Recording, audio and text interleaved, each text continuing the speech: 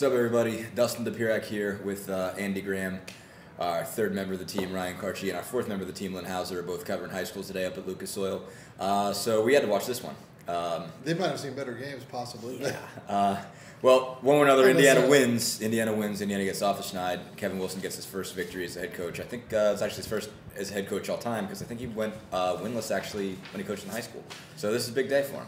But one pretty, not in the least, all-time record, I think. What was the final count? 18, 19 penalties? I believe, 19 penalties. There was a lot of discrepancy there. 154 or something like that. There was a lot of discrepancy. There wasn't, counting wasn't really easy for people today, apparently. There was referees did not cover themselves with glory. Yeah, no, there was a lot of things were messy today. They made Indiana every count. Down. Really, yeah, no, it was a trip.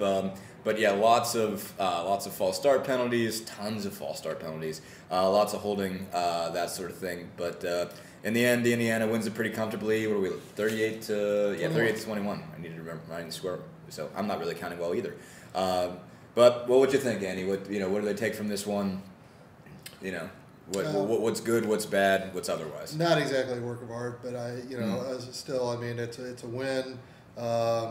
And that's what they needed to get. Right. And I think they, even amidst all the sloppiness, they had some things surface that were welcome to see. I think if you're Indiana fans, Edward Wright Baker seemed to solidify himself as the starting quarterback. I thought today his only one real major miscue was turning down a rushing.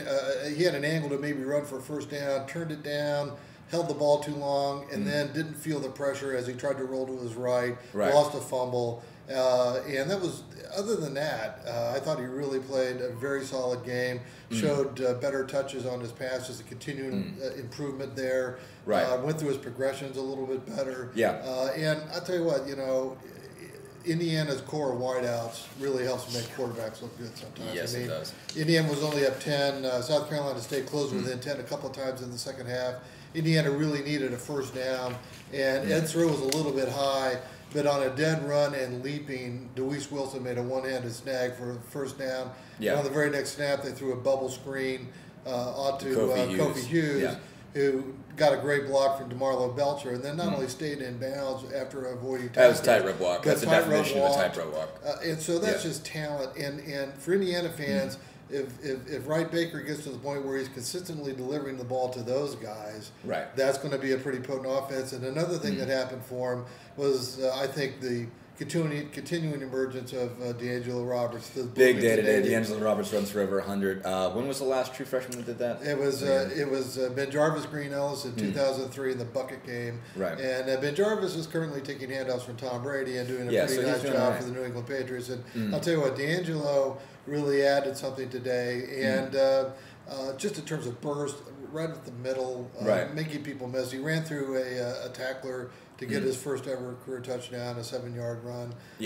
So I thought that was, so Indiana, even though it was sloppy, even though it's an FCS opponent, even though, the defense looked absent without leave at times, despite all of that, I think Indiana fans can hang their hats on some things that were good for them to see today. Yeah, no, there was a few. I mean, I'll address a few of those. Ed was 19 of 24. Ed Wright Baker was 19 of 24 for 266 yards, 2 touchdowns. He had the bad fumble in the red zone, and he got pulled for that, and he got chastised for that. Apparently, he wasn't he was just kind of watching the game as opposed to kind of meeting with the rest of the offense, I think, and Wilson wasn't very happy about that. But otherwise, he looked pretty good. It definitely seems like the game is slowed down. It's still fast. I mean, it's still fast. You can definitely tell that it's still kind of hard for him to process everything. And Wilson kind of compared him to Landry Jones the first year when Landry had to take over when Sam Bradford got the ACL injury in the first game for Oklahoma. And he said you would just see the look on his face when you get the snap. Like, I've got to process. I just dealt with everybody, putting them where all they're supposed to be, and now there's a defense. Exactly. Yeah, how do I do that? And Ed is still in that position, but I mean, you're definitely seeing check down a little bit. I mean, really the first couple games, especially if you're watching on film, you can see it's almost always first or second read. He's not really going past that. You're seeing a little bit more of that now. He's buying himself time. He seems more comfortable. He's not great at feeling the rush yet, but he's getting a little bit better at that. Making some really good throws. I think his accuracy has gotten a lot better. His mechanics have gotten a lot better. He seems to have settled in pretty well. And in a way, something that was sort of bad that happened, I guess, but in a way sort of helps Indiana in a way. Dusty Keel came out there for a couple of drives, and threw a bad interception, which was nullified by offset on penalties. But it definitely was like, okay, like right now, Ed's the guy. Yeah. That probably. Dusty can do some things, and if Ed gets hurt, they'll be okay, I think. Dusty came back in and was solid. I mean, he wasn't bad. He wasn't bad. He was 4 for 6 for 27 yards. Well, so and he made a nice play, actually, when people got in on him on the rush. And very quickly, he went to his outlet receiver, Roberts, and got a first down. He read things pretty well, but he still looked a little bit shaky, and it just seems like it's Ed's job. Yeah. It seems like after that, you can kind of say, okay, like, Dusty got a couple snaps. Yep. It's Ed's job. I agree. But anyway, D'Angelo Roberts obviously was outstanding, and they look really good at tailback right now, despite they've got guys in the team that have played before. None of those guys are playing, but the 3 guys that are look okay. I mean, Matt Perez looks tougher every week. I mean, he is just bowling people over. Roberts has a great combination. He's got just enough power and leg strength, but he's really shifting. He's avoiding guys. Got some burst to him. Got some burst to him, and I don't think Stephen Houston's bad. He looked pretty good. I mean, he looks like a solid tailback. I mean, he's thick. He can run. Well, and I think he and Perez give you some ability to to get some tough yards inside. Yeah, they can all they all can do that. To use Wilson's word, they can all run through trash. Right. I like that word. He's pretty good. But anyway, Deweese Wilson was pretty special today. 6 catches for 101 yards, and he's becoming the guy that I think a lot of people thought he was going to be. It took a little while because he had some injuries in preseason camp, and Wilson kind of made him earn it back. But now that he has 6 catches, 101 yards, looks really good. Defense, you saw some good and some bad. Right. There were some occasions. I think the first half they only let up 7 points. They looked pretty solid.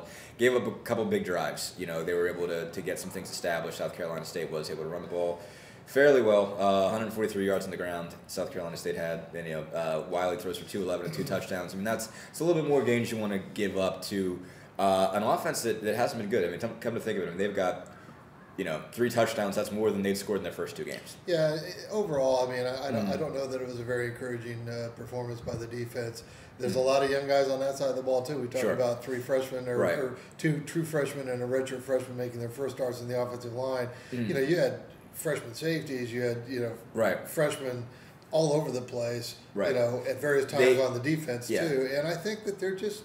It's like Kevin Wilson said earlier this week in practice. He said, I think we're getting to the point where it's just toss them out in the water and see if they swim. And I think at least there was some of that. I mean, Mark Murphy, for example, made a really nice play on a drive when they needed to stop there. As I said, South Carolina State get back within 10.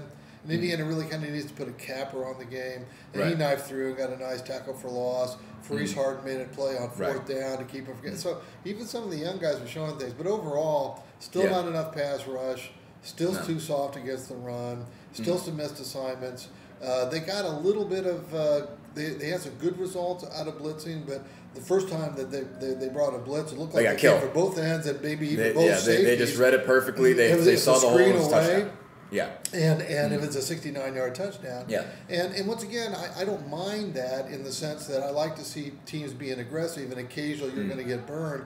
But they were burned so severely. I mean, there was nobody within 20 yards of the guy. And so, we'll see how that transpires, in terms of what kind of adjustments they make and what kind of personnel shifts they make. They played this entire game with 2 linebackers. It was always nickel and they didn't do Gerald James said not one time did they run through. Basically, it was a response to South Carolina State. I mean, they had probably 4 and 5 receivers, mostly 4, the entire game. So they didn't want, to have those guys being guarded by linebackers. So they went nickel and dime the whole game. I don't know if I'd seen dime package from this group yet. There was a lot of dime today, a lot of 6 defensive backs. A lot of times Jeff Thomas was the only linebacker out there. So that obviously put some guys in situations they hadn't been before. So that was kind of an issue. But just especially once they got killed with the blitz, they were a little bit hesitant to go back to it. A little gun shy, which I don't blame them. But basically against an FCS team on both sides of the ball, you didn't see anything like dominant line play from Indiana. Oh no! And that is a concern. There was a big shake up on the line real quick because we got to get to this.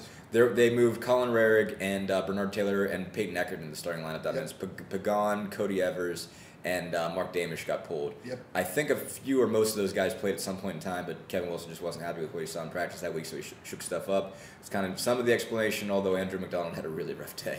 A bunch of false starts. Who lines up in North Texas. Yeah. But I think McDonald will play because Wilson said a lot of good things about him. Said, hey, he's been working really hard. I'm going to give him some leeway because he's been good. And Matty is not moving anywhere. So anyway, I think that's it, and we'll get to it. I'll be in North Texas next week. I might be the only guy there. There's not a lot of people are going.